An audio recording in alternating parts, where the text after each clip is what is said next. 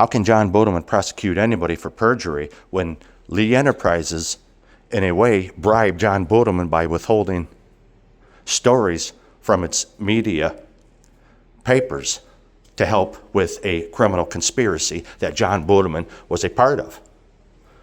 Wasn't it Lee Enterprises bribing Jon Budelmann by not publishing facts, but instead withholding stories? And that's a violation of its code of conduct. Lee Enterprises was guilty of investor fraud. They are still guilty of fraud during their felony conspiracy with Cayuga County, New York, and the Auburn Police Department. All three groups chose to commit felony crimes, and specifically, the leaders of each group totally were in agreement that yes, they will be in a felony conspiracy, interstate felony conspiracy.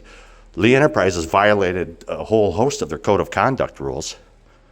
Budelmann lied to a jury, lied to a judge, withheld evidence, tampered with evidence, obstructed justice, coached witnesses to lie. Massive felony conspiracy. Jon Budelmann, Lee Enterprises, Auburn Police. What about them and the briberies? Did Jon just break the law for them without a bribe? How did Jon Budelmann know that Lee Enterprises wasn't going to print the truth in their papers versus printing the conspiracy that they all put together? Right? District Attorney Jon Budelmann once took a former Auburn police officer to trial for bribery.